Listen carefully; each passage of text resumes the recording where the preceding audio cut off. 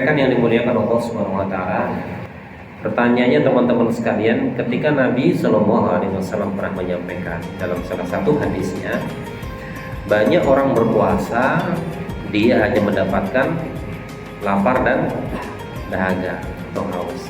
Artinya apa? Ternyata banyak orang yang puasa tapi gagal puasanya. Kita pengen kira-kira puasa kita hanya dapat lapar dan dahaga, nggak ada manfaatnya untuk kita? Tidak. Oleh karena itu teman-teman sekalian, saya suka mengibaratkan Ramadan itu seperti sebuah telaga yang akhirnya sangat jernih. Kita sedang melakukan satu perjalanan jauh dan kondisi kehausan. Apa yang kita lakukan ketika melihat air di sungai yang begitu jernih yang bisa langsung diminum gitu? Teman-teman minum atau cuma mandi terus pergi? Pasti minum, betul nggak kira-kira? Dan perjalanan kita itu masih panjang. Teman-teman bawa botol aqua kosong, diisi nggak kira-kira? Diisi. Itulah Ramadan. Sebuah telaga yang airnya begitu jernih, begitu sehat ya. Kemudian kita melihat itu ketika kita sedang perjalanan jauh, maka mampir kita minum agar dahaga kita hilang. Tapi kemudian tidak sampai di situ, karena kita melihat perjalanan kita masih panjang, kita masih butuh nanti perbekalan, maka air itu diambil dalam satu tempat kemudian menjadikan bekal perjalanan kita. Pertanyaan saya, kalau ada orang yang hanya mampir minum satu gelas kemudian pergi jalan lagi dengan rute yang sama, dibandingkan dengan yang lainnya minum kemudian membawa lagi bekal untuk perjalanan, kira-kira daya tahan perjalanannya panjang yang mana? Yang bawa bekal. Itulah Ramadan teman-teman sekalian. Kalau kemudian Ramadan ini hanya menjadi satu rutinitas tahunan kita, Ramadan udah biasa, tiap tahun juga ada ya. Sampai umur berapa? Ya 20. Mulai puasa umur berapa? 7 tahun barangkali ya. 13 kali berarti 13 tahun udah ikut Ramadan. Sampai sama 15 tahun sama-sama. Misalkan bapak berapa? 20 tahun ikut Ramadan. Untuk 18 ikut Ramadan. 18 kali kita ikut Ramadan. Pertanyaannya, apakah Ramadan sejauh ini telah merubah diri kita menuju lebih baik?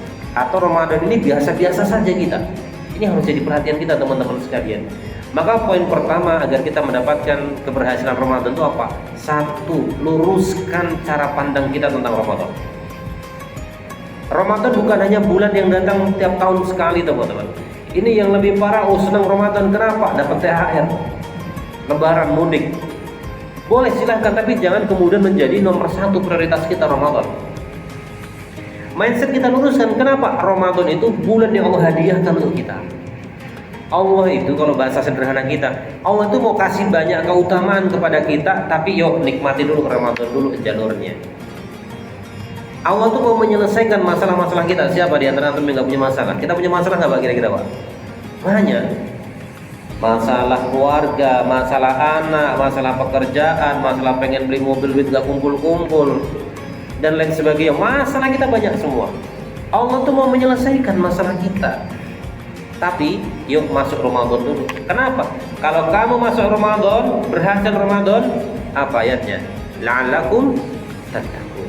Kalian mau jadi orang bertakwa. Kenapa sih orang bertakwa? Mau Allah bantu Bapak Ibu sekalian. Yang punya masalah Allah selesaikan. Apa kata Allah? Barang siapa yang bertakwa kepada Allah, Allah akan mudahkan segala urusan yang diberikan jalan keluar. Surat At-Tolak itu ayat 2-3 dijelaskan. Orang yang bertakwa itu Allah mau bantu masalahnya, mau diselesaikan masalahnya oleh Allah Subhanahu wa taala. Allah mau berikan rezeki kita yang datangnya nggak pernah disangka-sangka. Rezeki itu para ulama mengatakan sesuatu yang membuat kita bahagia, entah itu anak, keluarga, pekerjaan, kesenangan, itu rezeki itu. Kesehatan juga masuk di dalamnya. Allah tuh mau kasih rezeki kita teman-teman lewat Ramadan ini. Maha baiknya Allah SWT. Kemudian apa? Allah langsung yang memberikan pahala kepada kita. Jadi teman-teman sekalian, cara pandang kita tentang Ramadan harus kita luruskan. Jangan sampai kemudian ya Ramadan kayak dulu, biasalah tiap tahun. Kalau kita cara pandang kita seperti itu, maka daya tahan Ramadan kita akan mudah melemah. Contoh, teman-teman semangat puasanya kira-kira di pekan keberapa di bulan Ramadan? Pertama, betul nggak? Masjid mana yang kosong itu hari pertama kedua Ramadan? Ada nggak yang kosong? Kecuali masjid ini ya, di JPT gitu ya, nggak ada tarawih misalkan hari pertama, kan nanti hari Minggu ya, atau hari Sabtu gitu ya. Gak ada masjid yang kosong. Lihat semangat orang-orang beribadah, luar biasa, kita senang dengannya. Tapi lihat kemudian grafiknya di masjid-masjid, grafiknya semakin naik atau semakin turun jamaah di masjid kita? Hah? Awak, Mas, grafik orang ke masjid semakin Ramadan mau usai semakin naik apa semakin turun? Turun. Yang puasa semakin banyak atau semakin sedikit menjelang Lebaran? Di PT coba teman-teman di perusahaan nanti lihat. Hari pertama itu stylannya lemes semua itu. Ya, jalan begini aja itu, dan dorong troli dan nempel di troli yang jalan gitu. Tapi jangan sampai ngantuk bawa forklift, dia bahaya nanti. Serudupin semuanya. Lihat hari pertama, kedua, dan ketiga itu sudah mulai tuh banyak daya tahannya sudah mulai hilang, udah nggak puasa. Ya, kalau di luar puasa gagah banget ya, suka posting 3000 mdpl dipoto dia naik gunung Prau, naik gunung Gede Pangrango, naik Rinjani, gagah banget di foto. Ya, naik gunung di mana-mana dia bisa. Ramadan hari ketiga sudah nyerah, hari keempat sudah buka. Tapi tampilannya kayak orang puasa. Depan teman-temannya lemes, ya, kecuali teman-teman segeng gitu ya, kedip-kedipan. Ada dinas luar nggak? Ada, ayo. Misalkan ya, dinas luar, jadi dinas ke warteg juga itu bisa jadi tuh. Motor belok sendiri ke sana ya. Atau nggak tahu kenapa ini Ustaz, motor tiba-tiba rusak aja depan warteg ini ya. Kenapa demikian? Karena mindsetnya teman-teman, cara pandang, dan cara pandang ini menentukan tindakan-tindakan kita dalam segala contoh berikutnya. Ini di luar Ramadan. Saya suka menyampaikan kalau cara pandang kita bekerja mencari uang itu riskan. Kerja cuma mencari uang itu riskan sekali. Kenapa? Anda akan memanfaatkan berbagai cara yang penting dapat uang. Tapi cara pandang kita dalam bekerja adalah ibadah, maka kita akan bekerja sebaiknya. Kenapa? Saya bekerja itu bukan hanya urusan saya dengan atasan saya, tapi dengan Allah Subhanahu wa taala. Allah perintahkan kok, bekerjalah kalian. Allah, Rasulullah, orang beriman akan melihat pekerjaan kalian. Maka cara pandang itu harus betul-betul kita luruskan dalam segala hal. Mindset kita itu harus betul-betul kita rapikan teman-teman dalam segala hal. Kalau tujuannya kita tadi kembali ke Ramadan hanya ingin ya kayak yang lain lah ya, yang lain puasa-puasa, yang lain terawih-terawih terus gitu, maka tadi daya tahan Ramadan kita tidak akan lama. Cuma pertanyaan kita Bapak Ibu sekalian, kita sudah berapa kali masuk Ramadan? Akankah kesalahan-kesalahan itu akan kita ulang tiap tahunnya? Akankah kemudian semangat-semangat yang kemudian cepat dropnya itu akan kita ulang terus setiap tahunnya? Kita tentunya tidak menginginkan itu semuanya. Tadi di Allah sampaikan kenapa sih kita semangat Ramadan? Allah tuh membantu kita Bapak Ibu sekalian. Allah tuh memberikan banyak kebaikan kepada kita. Yang punya banyak masalah, yang punya banyak sesuatu yang tidak bisa diselesaikan, Allah katakan barang siapa bertakwa kepada Allah, Allah akan berikan jalan keluar baginya. Allah akan berikan rizki baginya yang datangnya tidak disangka-sangka. Allah akan berikan kemampuan hati kita untuk membedakan mana baik mana buruk, kemudian kebaikan dipilih, atau furqan yang disebut demikian. Kenapa? Karena dia menjadi orang yang bertakwa. Jadi jemaah sekalian, Ramadan adalah hadiah yang Allah berikan kepada kita. Ya, bukan hanya sekedar rutinitas tahunan. Kita selalu menyampaikan, ayo kita perbaiki cara pandang kita tentang Ramadan. Ya, kalau orang sudah kemudian menjadikan Ramadan itu satu momentum yang dia pengen banget, ya Allah pokoknya saya pengen banget berdoa yang terbaik di bulan Ramadan, maka jadikan Ramadan ini menjadi Ramadan terbaik dalam kehidupan kita. Itu mindset kita. Kenapa? Tidak ada jaminan Ramadan tahun depan kita bisa bertemu lagi dengan bulan Ramadan. Kalau kemudian semangat itu sudah tumbuh teman-teman, saya punya program. Nah, dari mindset itu nanti muncullah tindakan. Saya punya program Ramadan. Apa itu? Saya mau sedekah tiap hari. Karena kata Rasulullah SAW, sedekah terbaik adalah sedekah di bulan Ramadan. Saya memberikan buka puasa kepada orang meskipun nggak banyak. Saya pengen ngajak istri iktikaf. Coba teman-teman sekalian ya, kalau yang belum nikah ya segera, kalau mau iktikaf Ramadan bareng istri ya nikah dulu sebelum Ramadan ini, masih ada waktu 11 hari ini. Ya, biar dia bisa merasakan bagaimana rasa iktikaf. Nanti iktikaf itu tersentralkan kalau teman-teman di Forda itu di Masjid Nur Setiasi Kalimalang. Jadi kalau teman-teman ke Kalimalang itu ada pom bensin yang belakangnya masjid yang ornamen kayak emas itu ya. Nah, itu nanti Forda ini sana. Ya, kemarin sudah mulai tarikh Ramadan di sana. Nah, nanti 10 hari terakhir juga di gudang iktikaf. Nikmat teman-teman, ke masjid bareng istri ya. Kan dipisah tuh, akhwat sendiri, ikhwan sendiri, bangun malam jam 3 sama-sama suami istri tahajud. Emang nggak pengen apa begitu? Ya, yang bujangan pengen kayak kira-kira begitu. Ya udah nikah dulu berarti ya sebelum Ramadan gini.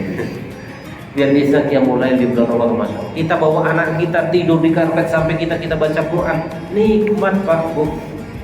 Ya, kita nunggu waktu itu nggak kemudian sia-sia kita nunggu subuh kita tilawah Quran. Mungkin barangkali selama ini kita jarang merasakan baca Quran sebelum subuh. Yuk kita mulai di bulan Ramadan besok. Kita punya program keluarga kita, keluarga Quran. Ramadan ini keluarga kita harus khatam misalkan. Nggak boleh di anggota keluarga yang nggak ada yang khatam. Harus ada khatam misalkan demikian. Nah, ini kan satu cara pandang yang mempengaruhi tindakan-tindakan kita.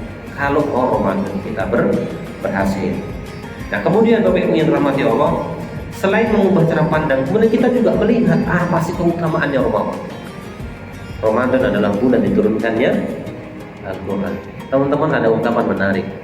Al-Quran ini diturunkan oleh malaikat yang suci, yang bersih, malaikat Jibril. Diturunkan kepada manusia paling bersih hatinya. Siapa? Nabi Muhammad SAW. Kalau teman-teman baca sirah Nabawiyah, Nabi itu sampai dibelah dadanya 2 kali dalam hidupnya, dibersihkan itu kotoran-kotoran hatinya. Dan Quran diturunkan di bulan yang berkah, bulan suci, bulan Ramadan. Dan Al-Quran hanya akan ada di dalam hati orang-orang yang bersih hatinya. Maka kalau orang yang bermaksiat tidak bisa Bapak Ibu bersama dengan Al-Quran, nyaman dengan Al-Quran, tidak bisa. Tapi para santri itu kita wanti-wanti, antum semua nggak bisa ngafal Quran ketika Pak matanya tidak terjaga. Maka kenapa kemudian anak-anak di pesantren itu ngafalin Quran cepat di pesantren apa di rumah Pak? Di pesantren, di rumah megang HP, nonton TV, apalagi teman-teman yang pemuda-pemuda ini. Ya, saya punya beberapa santri yang hafiz Quran. Dia tuh kalau menghafal, katanya menghafal tuh gampang Ustaz. Katanya gampang itu Pak. 2 tahun dia selesai 30 juz sekarang di Madinah. Gampang Pak ngafalin Quran. Yang susah itu menjaganya. Ya, saya punya satu jamaah itu, beliau 30 juz Bapak Ibu sekalian. Hafal 30 juz ya. Mas sekarang kuliahnya di Trisakti, ngambil hukum. Sekarang hafalannya pada kemana? Pelan tapi pasti mulai berguguran gitu ya. Ya karena teman-teman mahasiswi, ya teman-temannya begitu ya, matanya nggak bisa dikendalikan, susah menjaganya. Jadi jamaah rahmati Allah, Al-Quran itu akan bersemayam di hati orang yang bersih hatinya. Saya pernah membaca satu tulisan menarik. Kalau kemudian teman-teman rahmati Allah, ini sedikit muhasabah ibu-ibu, bapak-bapak, teman-teman, kalaulah Ramadan ini tidak menjadikan kita berakrab-akraban atau dekat dengan Al-Quran, kira-kira mau menunggu bulan apa lagi kita mau dekat dengan Al-Quran. Di bulan ini Allah hamparkan pahala yang begitu banyak. Dan dengan Quran itulah kemudian Allah berikan kedamaian di dalam keluarga kita Bapak Ibu sekalian. Kalau ada misalkan keluarga kita kok di antara kita keluarganya kok nggak pernah damai ya, suami istri selalu berantem, anak-anak susah dikendalikan, yuk coba cek bacaan Quran di dalam rumah tersebut. Ada nggak kira-kira ngaji Quran di rumah itu? Jangan-jangan di rumahnya lebih banyak di-setelkan musik Green Day atau apa, Scorpion atau apa lagi itu ya, atau Superman is Dead atau apa lagi itu ya. Yang kalau hari Minggu dangdut koplo misalkan, dibandingkan dengan tilawah Al-Quran di dalamnya. Apa kata sahabat Abu Hurairah? Innal baiti la yatasi wa la alihi wa tahduruhul malaika wa tahjurus sayatin. Rumah yang sempit diluaskan bagi penghuninya, kemudian malaikat berdatangan di rumah orang tersebut, dan kebaikan banyak setan keluar. Kapan? Ketika ada bacaan Al-Quran. Dan bacaan Quran Bapak Ibu sekalian menjadi sumber keberkahan dalam keluarga kita. Mungkin kita nggak pinter, tapi anak kita sekolahkan Bapak Ibu. Jangan sampai anak kita nggak bisa baca Quran. Ada orang begitu bangganya anaknya jadi profesor, anaknya jadi dokter dan sebagainya, bangganya luar biasa, silahkan. Tapi baca Quran nggak bisa. Apa itu pengen kita? Tidak. Ya, karena kita pengen kebahagiaan itu bukan hanya di dunia saja, tapi juga bahagia dunia dan akhirat. Jadi Bapak Ibu sekalian, ini di bulan Al-Quran. Mas-mas, mbak-mbak, yuk punya target. Kalau sehari 1 juz nggak bisa, ya coba setengah juz. Barangkali teman-teman DKM punya program tuh one day one juice misalkan, atau one day setengah jus. DKM sebagai koordinatornya di sini barangkali, yuk siapa mau ikut 1 hari baca Quran sekian lembar laporan. Bukan berarti nanti nggak ikhlas, bukan teman-teman. Kita ini lemah sekali iman kita ini. Ini kalau kita nggak didampingi orang lain, kayaknya kita susah. Betul nggak kira-kira Bapak sekalian? Iman ini kalau kita nggak dibantu orang lain, kemudian kita nggak punya partner dalam menjaganya, susah. Coba misalkan di PT ini nggak ada yang mau ngaji, cuma teman ngaji sendirian, kira-kira bisa istiqomah nggak? Enggak. Ini nggak ada yang ngaji nih, yang datang cuma 1 orang terus setiap pekan. Kira-kira lanjut apa tutup ngajinya? Tutup, karena cuma sendirian, dia nggak ada temannya.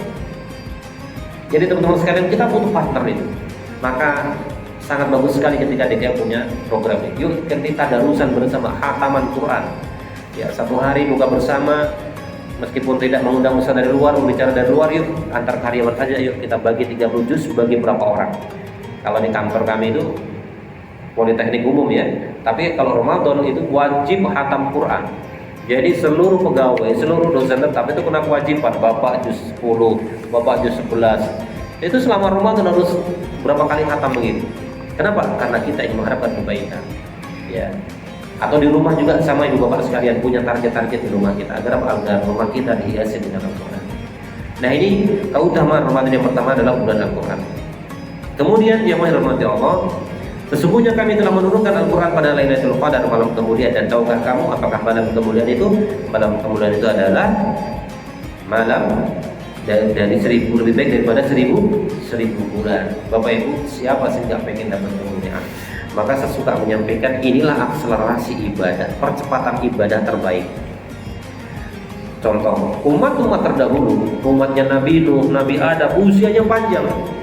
Barangkali ada di antara kita enakan umat terdahulu ya. Kenapa? Ibadahnya bisa panjang. Umatnya Nabi Muhammad 63 tahun rata-rata, pendek. Ibadahnya nggak bisa panjang. Tidak. Contoh ini, Bapak Ibu yang hadir ke tempat ini, Ramadan ini Allah pilih menjadi orang yang mendapatkan Lailatul Qadar misalnya. Lebih baik beribadah daripada 1000 bulan. Bapak Ibu pernah itu nggak 1000 bulan itu berapa tahun Pak? 83 tahun 4 bulan. Coba bayangkan, kita beribadah di malam itu, Allah terima ibadah kita, Allah berikan karunia Lailatul Qadar kepada kita. Itu ibadahnya melebihi kebaikan ibadah Bapak Ibu 83 tahun 4 bulan. Siapa di antara kita bisa menjamin 83 tahun ibadah tanpa jeda dan diterima? Tidak ada.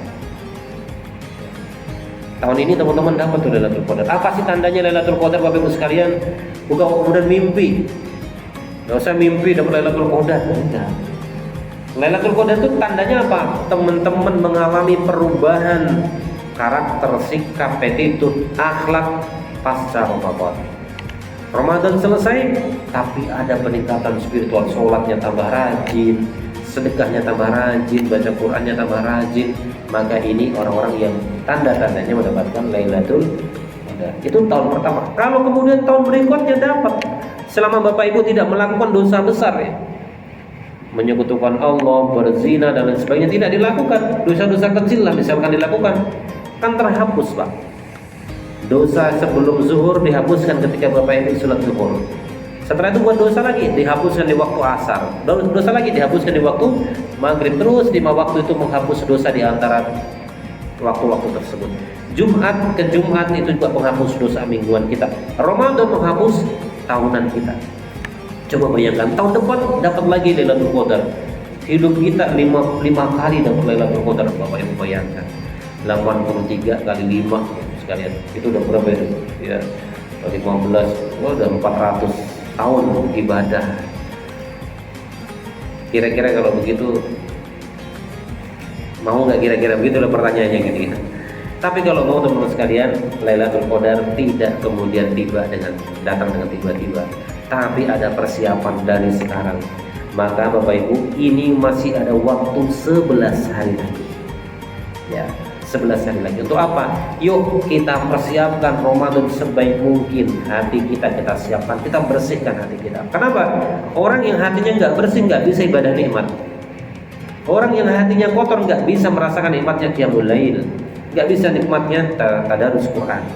Makanya kita perbaiki, bersihkan hati kita, banyak istighfar ya. kemudian kita perbaiki sholat kita perbaiki tilawah Quran kita. 11 hari ini kita maksimalkan. Ramadan masuk, kita sudah punya ritme, sudah biasa baca Quran.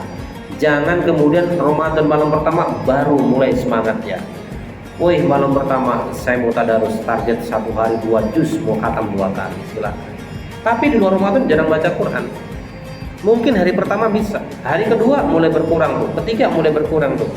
Jadi kan biasanya di kita tuh kalau puasa pas buka itu kan banyak yang kita konsumsi ya, betul nggak kira-kira Pak? Es teh segelas tuh kayaknya kurang. Tambah lontong, tambah ini, kenyang. Kalau kenyang larinya kemana kira-kira? Ke mata. Nanti terawih imamnya baca yang panjang-panjang, komplain itu ya Allah di masjid imamnya panjang banget bacaannya. Besok pindahlah ke masjid sebelah, panjang banget di sini. Besok pindah ke masjid sebelah. Ternyata di masjid sebelah imam yang semalam pindah jadwal ke sana juga gitu. Tambah menggerutu kita. Kenapa? Karena kita berlebihan dalam buka. Tapi kalau sudah punya ritme, ya cukupnya saja. Ya. Teman-teman sekalian, nanti kalau sudah 10 hari lewat Ramadan, terkadang kita nggak buka dengan nasi pun aman gitu ya. Ada sebagian teman-teman itu kalau buka ya hanya minum makan sudah selesai, nanti sahurnya. Apalagi teman-teman mahasiswa, waktu zaman kita mahasiswa tuh begitu Pak. Ya prihatin masalahnya gitu ya. Jadi kalau mau prihatin tuh mahasiswa tuh paling senang Ramadan tinggal di masjid. Kenapa? Dapat buka puasa, dapat sahur bareng. Itu menghemat bagi para mahasiswa begitu Pak ya. Tidurnya nyaman di masjid Pak dibanding di kosan Pak. Kosan kipasnya kecil berisiknya luar biasa, pok gitu kan. Masjid kipasnya gede-gede banget luas ya. Tidur di masjid nggak ada yang larang di bulan Ramadan. Ya maka kalau mahasiswa itu berkah banget di bulan Ramadan ini ya. Bisa menghemat sekian persen gitu, efisiensi gitu. Jadi jamaah rahmati Allah, inilah sebagai tarhib kita, sebagai persiapan kita masuk bulan Ramadan. Dan hasilnya akan berbeda orang yang memiliki persiapan dengan tidak. Ya. Orang yang memiliki persiapan, kemudian perencanaan yang baik, program Ramadan yang baik, cenderung akan lebih berhasil dibandingkan yang masuk Ramadan hanya ala kadarnya. Ada kata kunci yang tadi saya sampaikan teman-teman sekalian. Ini nasihat saya pribadi kita semuanya. Jangan pernah kita mengulangi kesalahan kita Ramadan tahun yang lalu. Jangan kita pernah mengulangi kesalahan kita tahun yang lalu. Yang kedua, Ramadan akan terus berjalan dengan ada dan tiadanya kita. Artinya apa? Antum nggak puasa, Ramadan tetap jalan atau libur berhenti? Tetap jalan. Woi bos kita lagi nggak puasa nih, kayak Ramadan ditunda sehari kan enggak. Presiden sekalipun Pak Prabowo lagi sakit misalkan nggak bisa puasa, Ramadan di Indonesia ditunda, nggak bisa. Ramadan akan terus berjalan dengan ada dan tiadanya kita. Maka bahagialah mereka, beruntunglah mereka yang bisa memanfaatkan Ramadan sebaik-baiknya. Terakhir Bapak Ibu sekalian, biar kita semangat Ramadannya, bisa jadi Ramadan ini adalah Ramadan terakhir dalam hidup kita, sehingga kita bisa maksimal menjalankannya. Oh, saya kayaknya enggak Pak, saya masih bujangan Pak. Enggak, mesti Mas ya, yang bujangan juga. Anda lihat pohon kelapa ini, yang kecil, kalau orang Jawa bilang lulu ya, kecil itu jatuh ada nggak kira-kira? Yang agak gedean dikit jatuh ada nggak? Ada. Yang udah tua jatuh ada nggak? Ada. Yang sudah kering di atas belum jatuh ada nggak? Ada. Jadi jangan merasa, oh saya masih umurnya 20 tahun Pak, masih punya kesempatan kurang 30 Ramadan lagi lah ke atasnya Pak. Ya, tidak ada yang ngira. Jadi teman sekalian, bisa jadi Ramadan ini Ramadan terakhir dalam hidup kita. Maka yuk kita perbaiki kesalahan-kesalahan kita Ramadan tahun yang lalu, agar apa? Ramadan ini Allah karuniakan Ramadan terbaik kepada kita, dan kita semua termasuk orang-orang yang disebutkan dalam ayatnya menjadi orang-orang yang la'allakum tattaqun. Barakallahu fiik. Mohon maaf atas segala kekurangan yang saya sampaikan. Assalamualaikum warahmatullahi wabarakatuh.